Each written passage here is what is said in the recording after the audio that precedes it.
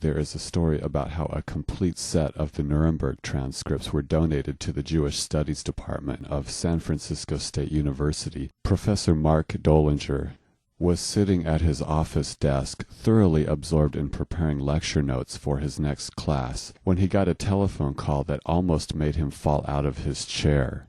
"Yes, yes, yes," Dollinger shouted into the phone. "Where can I drive right now to pick them up?" Educated Americans nearly unanimously believe that the Nuremberg trials thoroughly documented Holocaust crimes. Professor Dollinger articulates this view. "This is the most detailed chronology we have of the Nazi atrocities, tens of thousands of pages of personal history. It's a very complete picture of the most horrific moment in modern Jewish history." We leave San Francisco State University and go to the University of California at Berkeley. Here are the 42 volumes of the 10-month trial known as the Trial of the Major War Criminals by the International Military Tribunal. Many of the book's spines have been replaced. The first 22 volumes is the court transcript, and the other 20 volumes are submitted documents. But the tribunal ruled that no submitted documents would be considered evidence unless they were read into the transcript. These 22 volumes have been put on the web by Yale University Law School through a program called the Avalon Project. Here's the 22 volumes.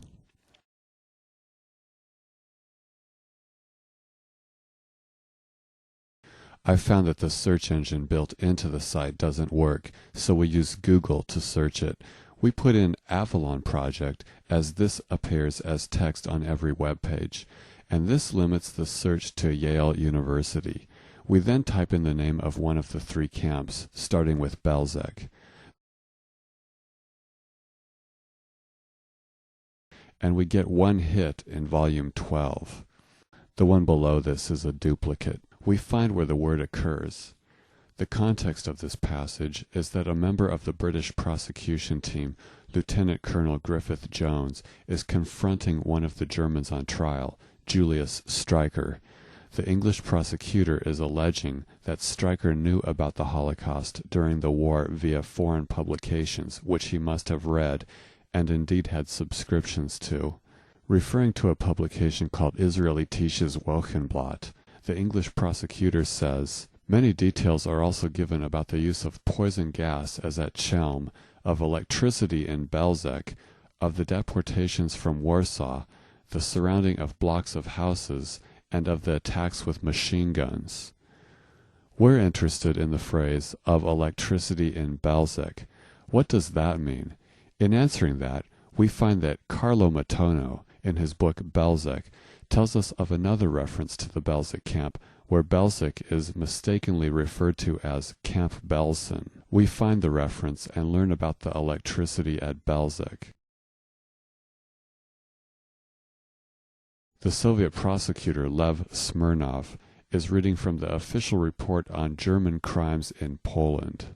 Smirnov says, "In this same report, in the last paragraph on page 136 of the document book, we may read that Camp Belsen was founded in 1940, but it was in 1942 that the special electrical appliances were built in for mass extermination of people. Under the pretext that the people were being led to the bathhouse, the doomed were undressed and then driven to the building where the floor was electrified in a special way. There they were killed." And that's all there is for Belzec at the Nuremberg trial. A description of an electric floor that gets an A+ for diabolical content, but a 0 for truthfulness. Now we look to see what was said about Sobibor. We get one hit here. The hit below this is a duplicate. But this is not the International Military Tribunal. This is a later American trial, and Sobibor is mentioned only when listing the other camps. But again, with the help of Carlo Matono's book, we find that Sobibor was mentioned once at the big Nuremberg trial, but spelled as Sobibor, the misspelling being closer to how it's pronounced. It occurs where Camp Belsen was mentioned.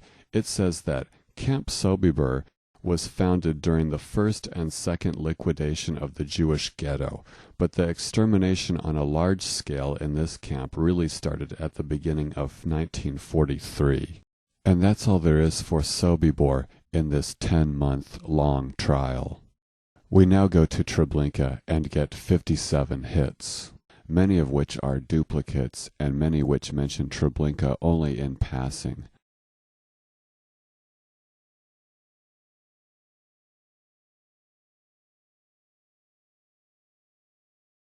On February 25th, we see that the Soviet prosecutor reads an account of a Treblinka survivor named Jacob Vernik. As this account is read from a Treblinka survivor named Jacob Vernik, be aware of the high-level caliber of this trial, with people like Chief U.S. Prosecutor Robert Jackson, handpicked by the President of the United States.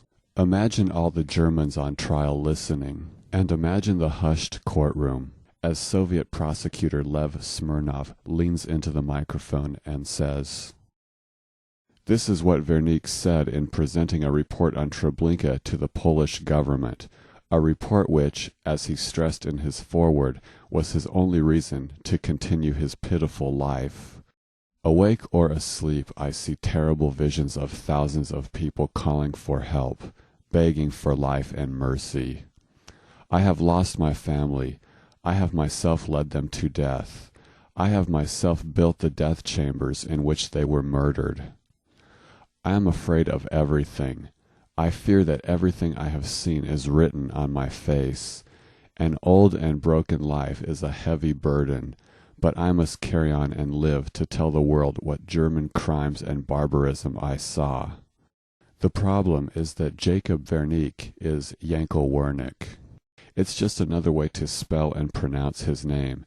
He is the guy that wrote A Year in Treblinka, where he said a man with a pointy beard and an alarm clock around his neck timed people going to the bathroom, who said that a bullet went through his clothes but didn't pierce his skin. Everyone in this solemn courtroom is listening to a passage from Yankel Wernick's book. For Treblinka, Sobibor, and Belzec, the only survivor to testify in person was Samuel Rosman. He testified on the witness stand for around 15 minutes. Soon after Samuel Rosman begins testifying, there is this exchange. The Soviet prosecutor says to Rosman, "I would like you to tell the tribunal what the Germans called the street to the gas chambers." "It was named Himmelfahrt Street." "That is to say, the street to heaven?" "Yes. If it interests the court, I can present a plan of the camp of Treblinka, which I drew up when I was there, and I can point out to the tribunal this street on the plan. I do not think it is necessary to put in a plan of the camp, unless you particularly want to." "Yes, I also believe that that is not really necessary."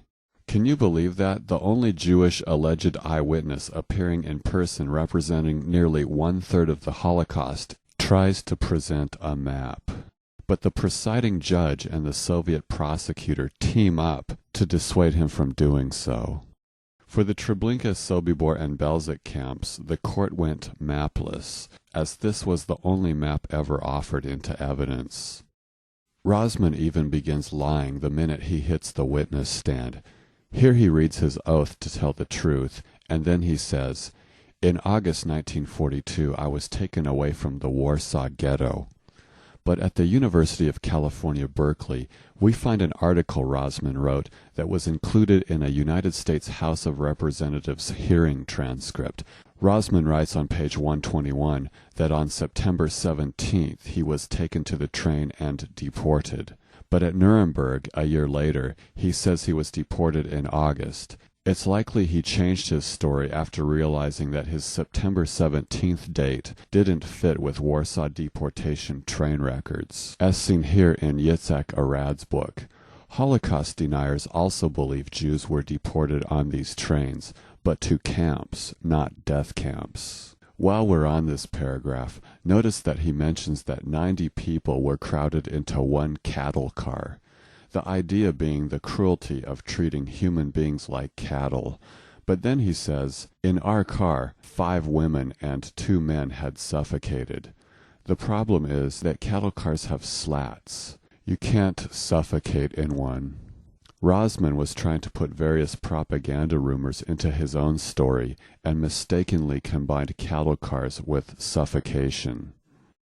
On page 122, Rosman's article states that people were put into cabins with room for 700 to 800 persons. They were then killed by pumping the air out with a machine. Rosman wrote a number of articles like this, which contradicted the established Treblinka story. Due to that, the Soviet prosecutor didn't want his map, and was careful not to ask Rosman to go into details about the gas chambers. Instead, Soviet prosecutor Lev Smirnov sets him up to tell a baby-killing story.